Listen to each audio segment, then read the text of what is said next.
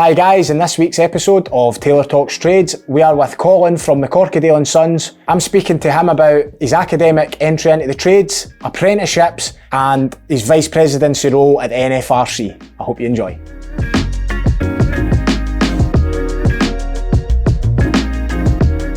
Morning, Colin. Hi Jamie, thanks very much for having me. Welcome to Taylor Talks Trades. I'll start where I always start. How did you get into the trades then?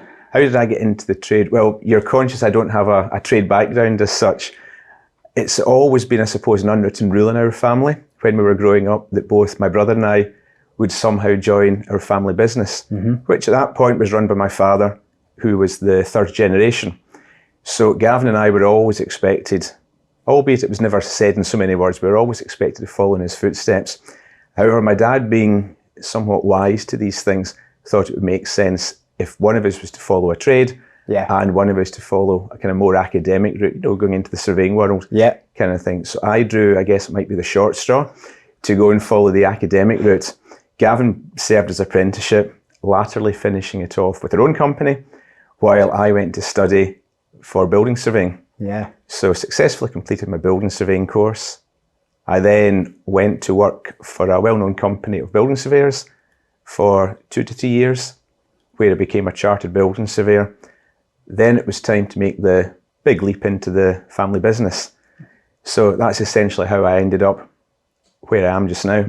And the idea was Gavin would bring the technical knowledge and I bring kind of knowledge of procedures, how we were supposed to interact with clients, what clients expected, understand the kind of the professional side of things, I guess. So a good dynamic. I suppose you could say some kind of 30 years later, it's probably worked to a greater or lesser extent. No, it's quite a good dynamic, and I like was that kind of almost preconceived by your father then, like you're saying there, like he kind of went, did he maybe learn for, like maybe no having that or something, and he thought, if we have this and this will make it stronger? What was... I think he did. To be fair, he was never pushing either of us to go into the business. We both wanted to do it. Albeit, I think we were indoctrinated to subconsciously think we wanted to do it. No, he didn't have that at all. He actually started his life out, believe it or not, in the Merchant Navy. Right, okay.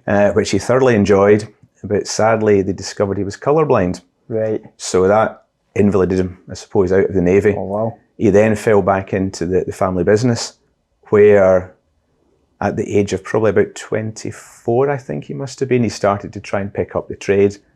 While also managing the office and doing estimates. He worked with his father.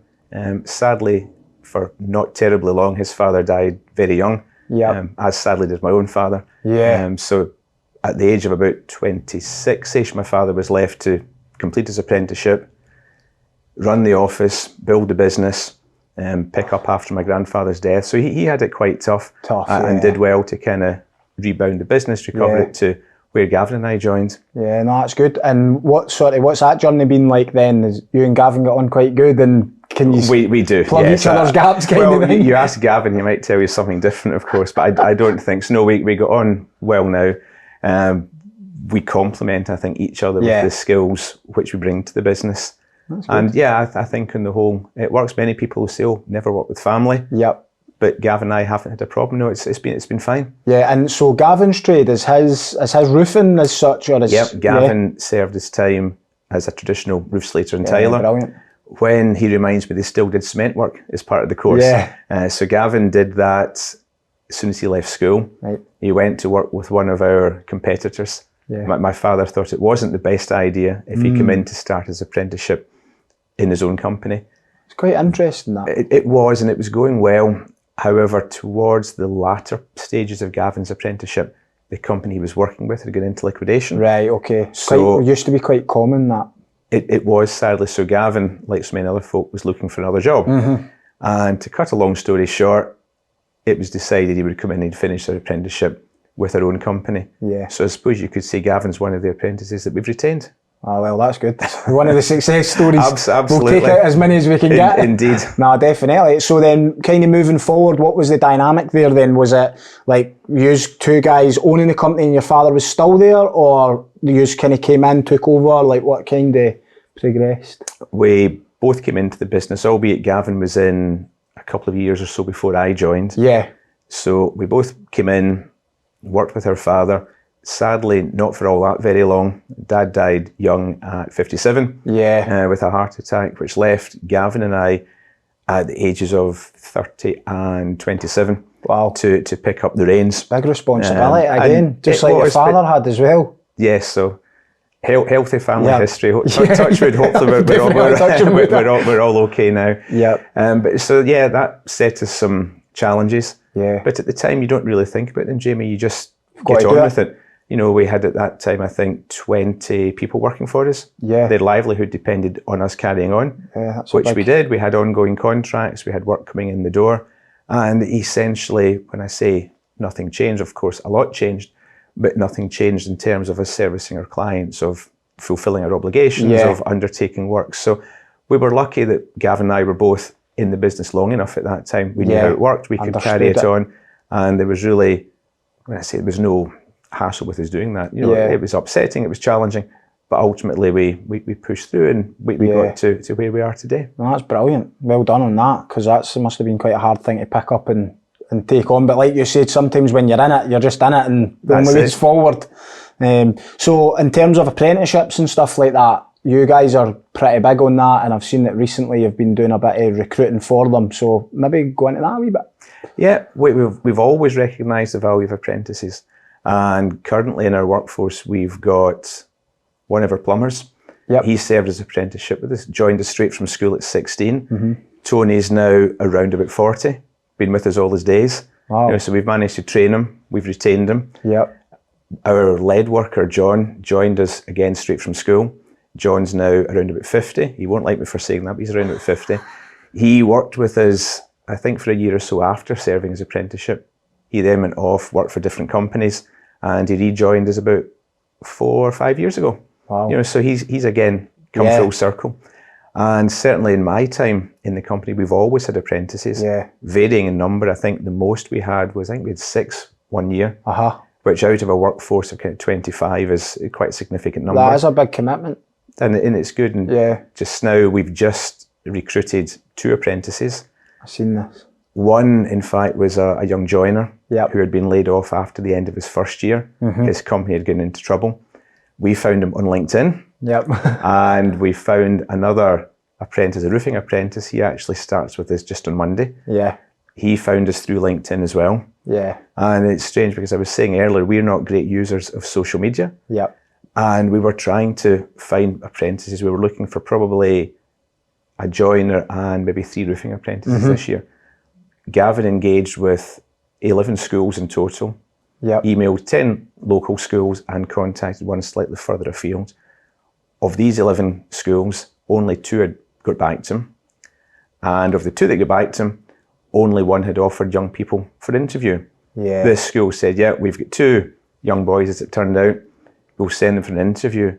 Unfortunately, only 1 of the young people turned up. You know, so we're finding aren't good, eh? It's not good, Jamie, and that's us going to people who should be helping these kids, pushing them in the right direction. Because they're saying there's no apprenticeships there. That's like, from one side, it's almost as if the schools say, well, there's no actual apprenticeships there, or I've heard a number of different organisations maybe saying that, but clearly there is. It's just trying to find the bit in between where they meet. It's good that, so you went to social media and we did. That's been everything in my business. So like, I didn't know any other way. So when like we've maybe had chats in the past and you've said, I'm not really too sure about LinkedIn or whatever, and I think, how could you not have it? But it's good that you've had a success story from that as well. Oh, it's been encouraging, and I think for us it's been quite eye-opening. You know, normally if we're looking for an apprentice, we'll go through the schools or CITB. Certainly at this time of asking, the schools and CITB weren't as much help as social media. You know, as I said, we've got these 2 from social media. We're interviewing another 2 or 3 shortly. We've also got somebody in our office staff who joined us through a LinkedIn contact. So it just shows you, I think we need to perhaps revisit our social media policy. I might need to pick your brains, Jamie. That's it. I'm still learning myself with the likes of TikTok and things like that. So it was actually after a conversation that myself and you and Scott Miller we had, and he said the podcast's good, but how are you getting it to the younger generation to see it? And I thought, you've actually got a point there, Scott. So I took it over to TikTok, we kind of, so like as we're having this conversation, we'll probably pull some wee like 20 or 30-second snippets from it, and we're putting them onto TikTok with some good subtitles and different things, and the engagement's actually been quite high. One of our snippets got like 27,000 views or something, so you're hoping it is meant to be a predominantly young audience that's there, so you're thinking about the 27,000, surely somebody there's seen something that maybe just encourages them a wee bit to come over and maybe watch some more of the episodes or listen to some of the episodes and hear some of the stories. But it is a real battle. It's trying to find where these people are. See, before the social media, because you've had a bit of success there, but before that, what was your like traditional route of trying to get apprentices in? Traditionally, we would approach maybe local schools. Yeah, we so would like work what with you've the done there. CITB, who might point us in direction of some of the local colleges, Yeah. which would do like a pre-vocational Yeah, course. yeah. So we would on occasion go, I think the last time we did it, we went to Reed Kerr College in Paisley. Yeah. They had a vocational course which was just finishing, and I think there's maybe 5 or 6 people who were interested in a roofing apprenticeship. Yeah. So Gavin and I went along to the college, spoke to the lecturer, met the people who'd finished the course, chatted to the boys, and we ultimately took one of them on as an apprentice. He stayed with us. He did well through his apprenticeship. He's no longer with us. He's off to pastures new. So that's kind of traditionally how we would have done it. But as you say, times are changing. And it's interesting what you say about TikTok. TikTok is completely alien to me. Yeah. The kids know about it, and sometimes they'll show me things in TikTok. It was the same with me, and I think like I've got 4 kids with my 2 older stepkids, 21 and 18. So I tried to pick their brains, and I was like, what's the apps that you're on all the time? Because my most used is, I would probably say, WhatsApp. Like WhatsApp is like my main communication tool. Like that's probably, that and email I would probably say. Yeah, we use WhatsApp all the time. Most of the guys prefer WhatsApping as rather than messaging us now. Whereas I've found the younger generation, they don't really like WhatsApp. It's Snapchat that they like. And again, something else that's alien to me. It just seems bizarre. It's like there is a chat function on there, but it feels a bit alien to me compared to like say WhatsApp. But there's also like, you take a picture of yourself and you send it to the other person. I don't know if you write words on it as well. It's actually quite embarrassing that I maybe didn't even know, like, because I'm not even You know more than I do, Jamie. But you know, but it's like that's where they are. And although we've had this battle with mobile phones, I don't know if you're the same in we've had it in the past, yes. Do you know, it's like we're kind of trying to think like, do we take this approach of, right, mobile phones are banned, then you can't get a hold of anyone, or do you kind of almost give them a bit of trust and you say, look, if you're jumping on your phone, at least, like, if you go and start scrolling TikTok or something, your contracts manager pops up and goes, right, you get back to work kind of thing. You know, we're kind of trying to find a unique way of meeting them where they are, rather than saying, come away from that and go over here and this is where you're going to either learn this or this is how we're going to communicate with you. So I think I'm trying to see how that's going to work, because I don't even know like if they're that into YouTube. So like we've got lots of good sort of educational stuff that our team can go and watch on YouTube or learn more about the company that they already work with, but I don't think they watch the long form content. So the reality is I don't think they'll sit and maybe watch this podcast, but if we get some good wee snippets, they'll probably see the 5 of them and think, I might think about an apprenticeship. I think that's the thing with social media, isn't it? It's short and snappy. Yeah. Get somebody's attention quickly.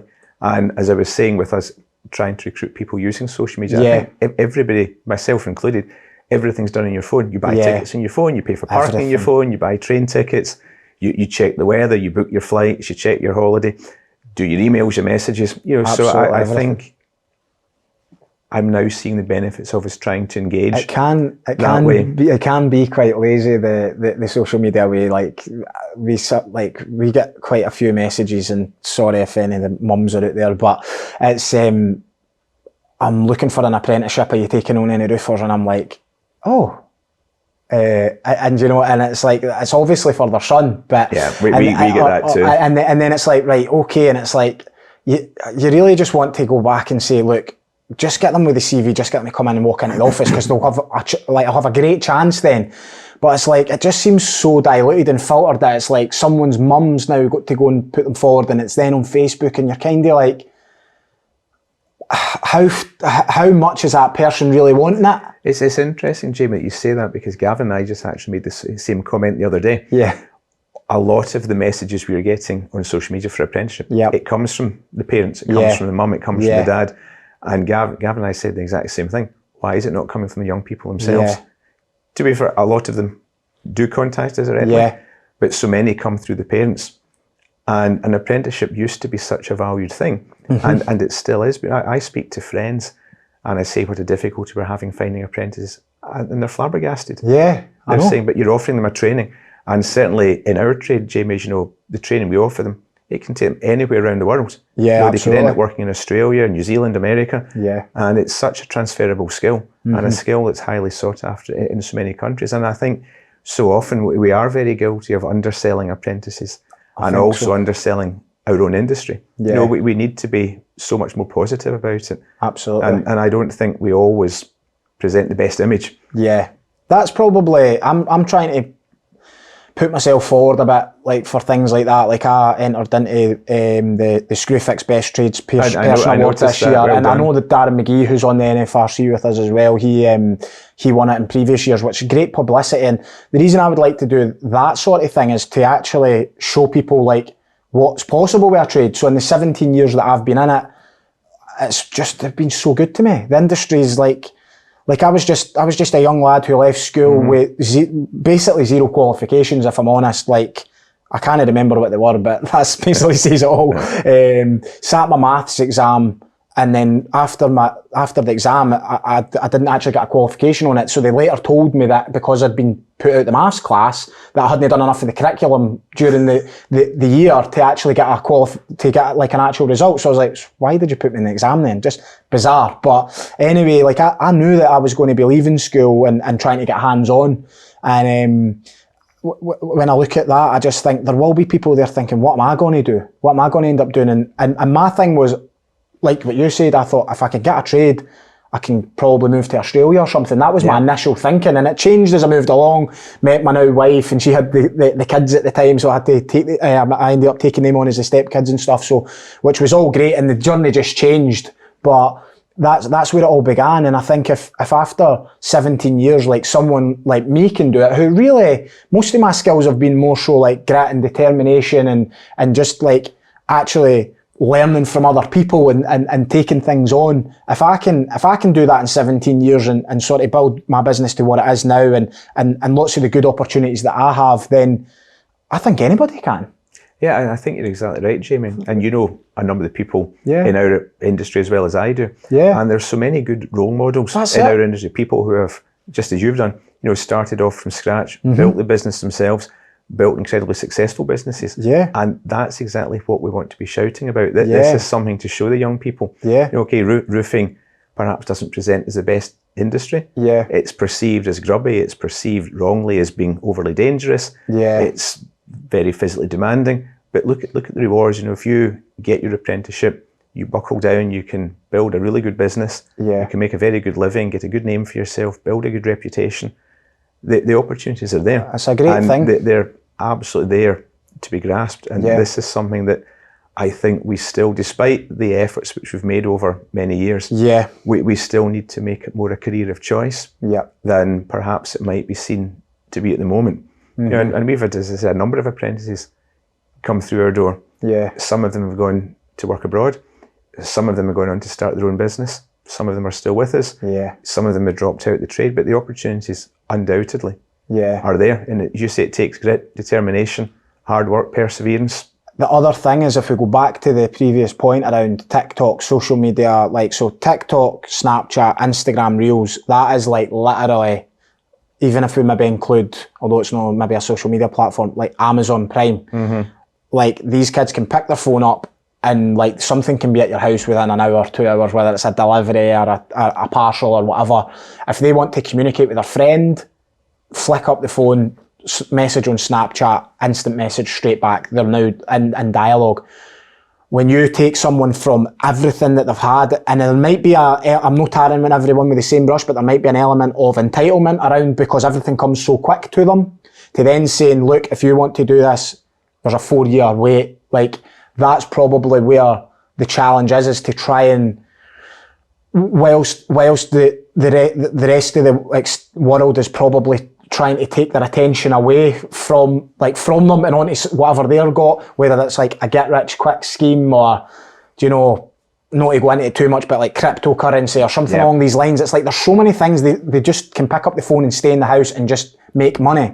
So and then to try and get them to go from that mindset to go, this is going to take you 4 years, but once you've got that, you've now like achieved something. Like everybody who told me that I would never be anything, I would never learn anything, like school, I'm not right for the school, like that's like all that sort of stuff. Like I managed to prove them all wrong by then sitting that 4 years and grinding that out, and actually then at the end of it going, I've got a piece of paper that says, look, actually I'm good enough. And sometimes you need that. Sometimes you need that, because then you go, well, I've done that off my own merit. My mum and dad never forced me to go and do it. I actually done it off my own back. I contacted it like every company, me being West Lothian based, every company in West Lothian. Only 2 came back. One was a bricklayer and one was a roofing company. The bricklayer said, well, it's not an apprenticeship, but you'll learn the trade. I think it was like 250 But you wouldn't get your papers. You wouldn't get your papers, but I think it was like, back then it was like 250 quid a week or something. It was like, it was good money, back 17, 18 years ago or whatever. And he said, but you'll not have a qualification. I was like, right, that's one option. And then I phoned my old employer, who ended up being my old employer, and he said, look, you've missed the college cut-off date. And I'd been trying for the second, I'd left school, I think in like the April or something like that when I turned 16. And I'd been trying from there like to the summer to try and get taken in, and it took that long that nobody was coming back. But he said, you've missed the college cut-off date, but if you come in and you prove yourself for a year and you show that you really want to do this, you can do a hard winter, you can work, you can graft, you can put up with the carry on that goes on the sites and stuff. Do you know, you've got to have a bit of thick skin, and you've got to be able to kind of take a bit of banter back and forward. It's probably a bit more relaxed now as to what it was then. But he said, if you do that, I'll put you through your apprenticeship. And finally I just went, somebody's giving me a chance, I'm taking this with both hands. And he could have said it's like a £5 a week, and I think I would have took it genuinely. Because you realised the value in doing it. Yeah, I think it was just the opportunity. Like I knew that I think it was the travelling, like you mentioned. I think it was going to Australia, where I was like, that would be amazing. So I was like, if I can get that, that'll probably be able to set me up for that. So I just think, I don't know if like that's what's going into it now. Like I would have done anything for an apprenticeship then, to the point that I actually risked a full year out of my life that I might not have got one at the end. But then we went through that winter, and I just made it like my everything, to make sure that all the guys would say, I want to take Jamie today, because that's what started to happen. And then like if I was on the site and the guys were working away and I couldn't do anything, there was nothing I knew, I just jumped into the van, like cleaned the van out, they'd come down and all their tools were where they were meant to be. And then it meant like if they told me to go and get something, like I'd be away doing finding what it was. I would research what the tools were. So like I quite quickly found out that left-handed screwdriver wasn't actually a thing. And see, nowadays you can do that in your phone. You can Google them, of course. Exactly. And I think, being honest, I think the phones were really quite early even then. Like I've kind of been surrounded with a phone for a very long time. I remember working without the days before mobile phones. Yeah, that's it. So now everything's sort of there, but I do think that dynamic has changed, and I think there is a job for us to do, is to just try and catch their attention firstly. Where are you? Like, what are you, like, what platforms are they on? What is it that the content they're consuming? If we can try and get their attention and get them over to look at it, then it's like you're saying, let's speak about it positive, because it is a positive thing. Oh, like, it's hugely positive, the apprentices. We're not going to lie and say it's amazing working on a roof in the snow. Like, it's no the best. Like, we're going to be realistic. I can think of better things, but it comes with the territory, especially But then it's sun splitting the trees, and you're no cooped up in an office, and you're or in a factory or something, and you're actually out on site. You're up there. You've got your work colleagues round about you. The radio's maybe on. Do you know, sun splitting the trees. You're learning your craft. That's good. Well, I think it is good, and we generally don't find a problem with the guys who come to us. Yeah, understanding it's a full year apprenticeship. They all grasp that quite well, and they're quite happy for that. Of course, some of them don't last the 4 years, some of them get distracted, perhaps, as you suggest. The thing that I think is probably one of the biggest barriers is how much we pay our first year apprentices. Yeah. Off the top of my head, it's around about £5 an hour, give or take, I think. Yeah. They could easily go and work in Burger King, McDonald's, Aldi, Lidl, all these places, and earn far more. Yeah. Of course, the argument is there's limited career progression at these places, but even after 4 years, if we're paying them the industry agreed minimum, they're not getting that much more perhaps than these places, which is why we need to, I think, improve our attractiveness to young people, and engaging in social media, showing them the opportunities in social media is absolutely one way to manage to do that. Yeah, because it is a two-way street, because on one hand they're going to go and commit 4 years, and then again you're maybe asking for another commitment. It's only a £5 an hour to start with, and then it's like, right, and then if they are weighing that option up, what I used to find a lot of the time would be, maybe even with my brother, so that was my very first apprentice and still with us now, retained, one of the success stories. But with him, I remember like one of his good friends at the time, so he started with me as a roofing apprentice, and one of his good friends at the time, I think went into maybe like, it was maybe Aldi or something. Ah, right, okay. And he was making great money.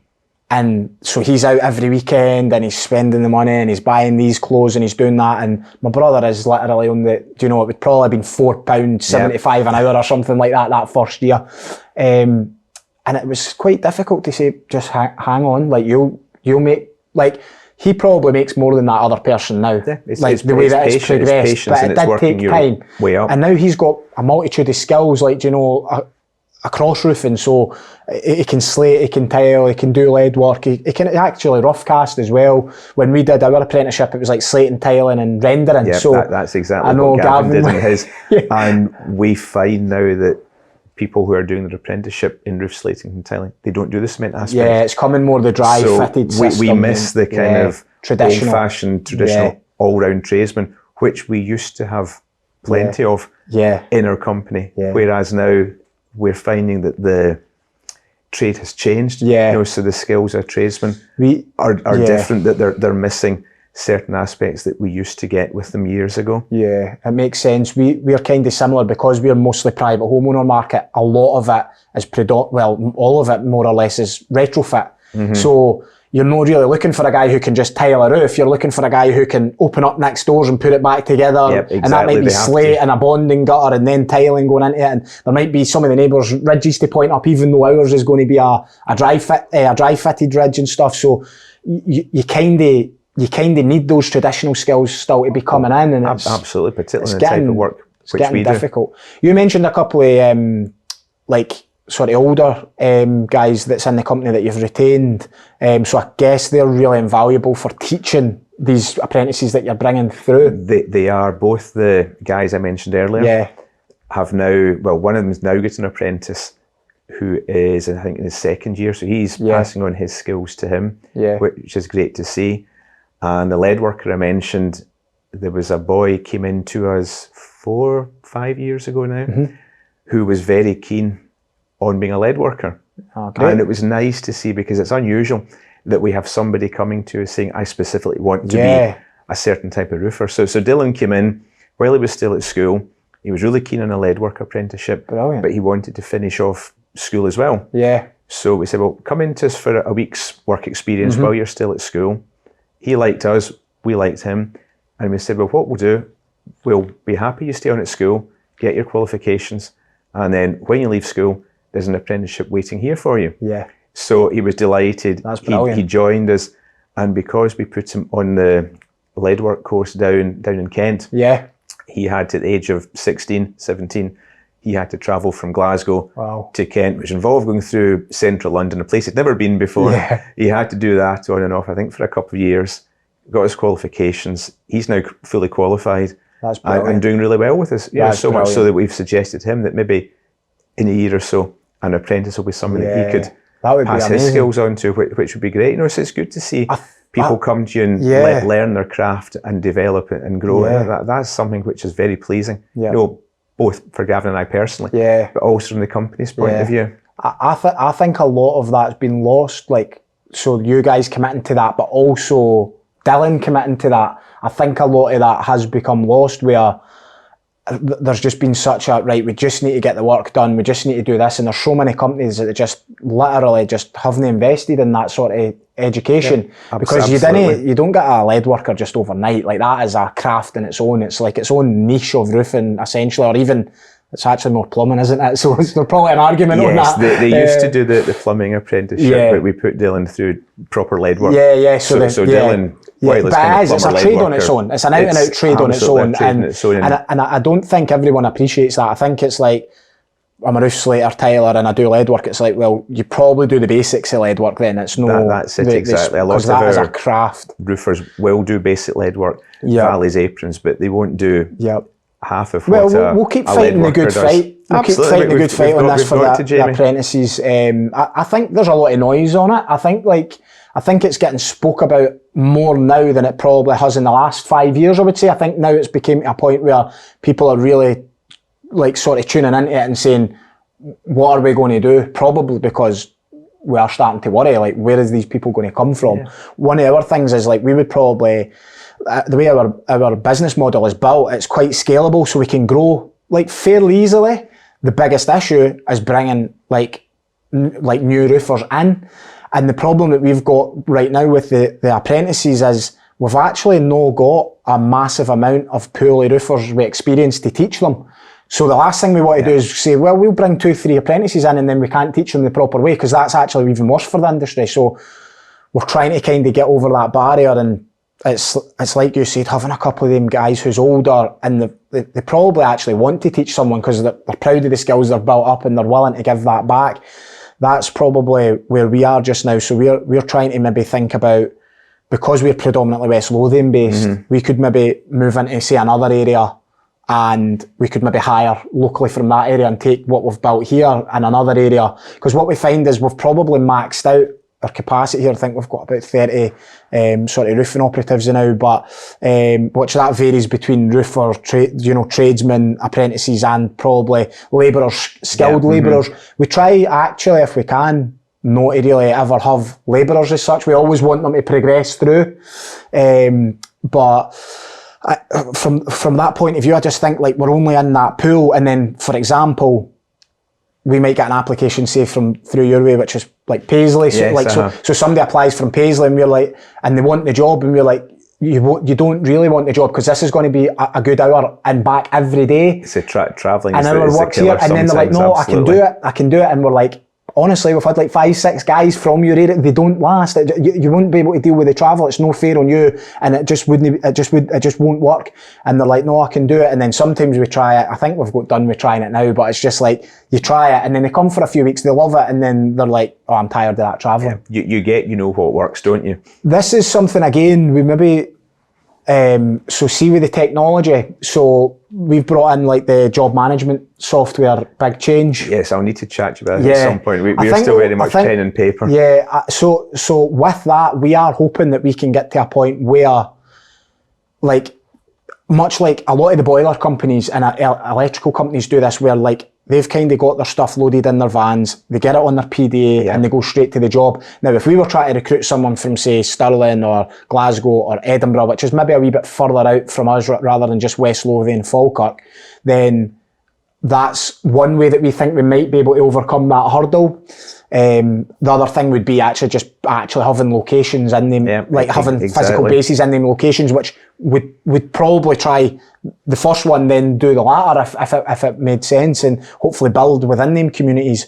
However, we just still try to get our head around that technology and just try to, like, it's change as well. Like, much like yourself, like you were saying there, it was only not so long ago we were like paper sheets and the guys took the job sheet out and they used to lose it and stuff. Yeah, you know, that's exactly what we're like just now. You know, it's crazy to see this going over to a system. Like, it is quite crazy. It's a big change though, it's a big effort. Big commitment as well. That's it with the software that we are using. It's called Big Change, and a good few of my staff members, when we've went, well, this has been quite difficult, they went, well, they didn't call it Small Change, did they? And I went, well, you're right enough. So, I'd like to touch on your kind of, like, obviously the roofing industry's been good to you, and the thing that you've done. So, like the career that you've had, and you've now found yourself like sort of in the NFRC. What's your involvement in? Well, I know, but for the listeners, what's your involvement in there? Yes, I'm quite heavily involved in the NFRC. I think to kind of rewind a wee bit, as a company, we've always recognised the value of trade associations. Gavin, myself, my father and my grandfather are all past presidents of the Scottish Master Roof Slaters and Tilers Association. Yeah. We've always been active members of Scottish Building, and we joined as a company the NFRC probably around about early 2000s, 2006, something like that, I think. And from there, I think, as many people will tell you, get the knock on the door from John McKinney, would you like to join our committee? Oh yes, that'd be great, John. What does it involve? Well, not really very much. As it turned out, it's a bit more than not really very much. So I was on our Scottish committee, became chairman there a number of years ago, which was very, very enjoyable. And probably about 15 years ago, maybe, I was asked if I would represent our region on the National Health and Safety Committee. Wow. Which, quite happy to do that. So up and down to London 3-4 times a year for the health and safety meetings, all of which were interesting. I learned a lot from it, made some good contacts, particularly with regards to HSE contacts, and it was enjoyable. I became chair of that committee at maybe 3-4 years in, something like that, which was good. It was, again, a steep learning curve. I then joined their slating and tiling committee, which again was a steep learning curve, but enjoyable. I was also on their heritage committee. I think it's the old story, Jamie, the more that you get involved in, the more you seem to get asked to do. And I joined the National NFRC board, I think it must have been around about 2014. So I was at that point on quite a lot of NFRC committees. And if I also briefly was representing the NFRC on the IFD, that's the International Roofing Federation. I know you've spoken to Graham Miller Graham, familiar about that. So I was on their Pitch Roofing Commission for, I think, 2-3 years. And this wasn't it all at the one time, or it was? Yeah, it was all at one time, yes. So Typical John. So I've cut back now on a lot of the committees, although Kirsten, my wife, might disagree with the cutting back. So at the moment, I'm still in a regional committee, as you know, and I see you there, and thanks for your attendance. That's much appreciated. Always good to get new faces. That's exactly what we need. And we need to encourage the commitment of new committee members as well. And I'm on the NFRC National Board, and that's it. When I say that's it, it's still quite a heavy time commitment. Lots of physical meetings, lots of Zoom meetings as well in this age of technology that we're now in post-COVID. And all things being equal, I am due to be elected president of the NFRC around about September 2024. So just over a year's time exciting where times. We are just now. It is exciting times, quite daunting, quite challenging, but from speaking to other people who have done it, it's an experience they all look back on and say it's enjoyable. So I'm hoping that that's the same. Plenty of good support of it is people that's gone before you that I'm sure will. Oh, absolutely. I'm always happy. It'll be easier for them to say, do it, it's good, than now that they're out of it. We're growing. We've got, I think, just 1,100 trade members now, which is fantastic. Absolutely. And I think if I was starting a roofing company from scratch again, then one of the first things I would do would be to join a reputable trade association. You know, the benefits it gives you both personally and in terms of your business, I think are immeasurable. No, absolutely. No, that's fantastic. And I think, again, from myself, it's, I probably joined the NFRC like most sort of trades business owners who do, roofing business owners who do, that's thinking, it's just that label, and you think, right, I need something that's kind of giving me a bit of an accreditation of some quality. But then maybe now being on the committee and hearing from guys like yourself and Scott Miller and again Graham Miller and meeting all these people and having you guys on the podcast as well, it opens your mind to just see it's so much more than that. It's a community and it's people that you can actually, and what other kind of space can you probably go and just speak to a competitor roofing contractor, if you know what I mean. Do you know? I think that's a huge part of it, and Jamie. I think it's the collaboration. And when I started the podcast, I've said it on here loads of times, but I've always said it's this thing about collaboration. Like, we'll make the industry better by probably joining forces rather than sort of people keeping ideas from each other and stuff. Like, if I can do something and it works, say like this TikTok thing or whatever it might be, like if I can do that and then I can come to you and say, by the way, that actually works, like try that with your recruitment, then that's amazing, because then there's more apprenticeships happening, there's more people coming into the industry. I think that's how it should be done. And I think probably like, maybe it's just the space that I'm in, but I would say it feels as though the roofing industry is becoming more like that, but that's probably one of the bigger benefits, I would say, is the community sort of involvement and being able to pick up the phone to someone like yourself or Scott or any of the guys, to be honest. Like me and Darren, like we're probably the younger two that's in there at the moment. You are, yes, mate, makes us all feel do you know, far too old, you know, I'm so like, do you know, so we're kind of, we're in there much like you probably were in previous years. You spoke about all the different levels you went through and the different committees that you were on, and like we're probably just in there finding out what it's all about as well and seeing what we can add and hopefully make a positive change as well. But it's all very promising. No, it's good, and as you say, I think the community aspect of it is certainly, for me, one of the huge benefits. Yeah.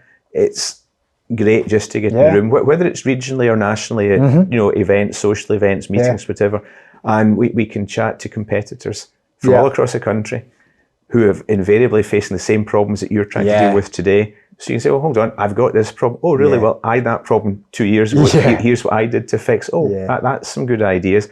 So it's that kind of knowledge transfer, as well as obviously the more tangible benefits, the knowledge that you get from the publications that we do, keeping us up to date, doing the triennial inspections, you know, making sure that as a organisation, you're robust enough to be in that organisation. Peace of mind for the end user, whether that's a customer or a business or an organisation. They want to see that someone is making sure that you are what you say you are. Well, it's funny you say that. We're actually due our triennial visit in a week or so. Yeah, so hopefully 2 weeks' time we'll still be members You'll be of the under NFRC. more pressure than any of us. Hopefully we've got everything organised, everything's there for when the inspector comes. You know, so it's important that we do these things, because if we don't, then, as you said earlier, it's just a badge. And there's so many places you can go and get just a badge. But in NFRC terms, we need to make sure that the people, the companies who are in our organisation are suitably trained, they're knowledgeable, they're robust enough, they're financially secure,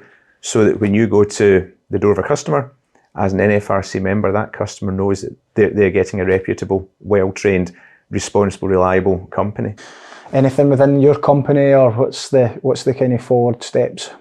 Well, as you say, the presidency of NFRC is looming large. So that's very close. September next year, September 2024. So that personally will be a challenge, will be an honour. So that's something to be excited and terrified about at the same time. Business-wise, we just are keeping busy. As you said earlier, we're recruiting a number of people just now, which hopefully will let us better serve the clients. I think, like so many companies, Jamie, we've been struggling resource-wise over the last 18 months to 2 years. It's been incredibly difficult to find tradesmen, particularly joiners. Joinery is where we seem to really struggle to find people. So we need to try and build on that. And we've been going since 1911. And so we've had a fair bit of history behind us. And in fact, it's funny, somewhere in our safe at work, there's a wee cash book from, I think, literally the first year of our operation. And it's listing the jobs which we did. So it's like Mrs. Smith, 5 Dixon Avenue, for example. Clean chimney, 2 shillings and 6pence. Things like this. So we keep meaning to get it framed, or maybe put it in social media to show how times have changed. So we've come a long way, you know, since 1911. And hopefully we've got a good length of time, I'm sure you will, in front of us as well. So we just need to work on that, continue offering a good service, hopefully improve it. Keep bringing through the apprentices, making sure that we're offering good training, good service, and that's pretty much our plan as far as it goes, I think. Perfect. Well, thanks for coming on, Colin. That's been an absolute pleasure. Thank you very much. Loved it. Thank you.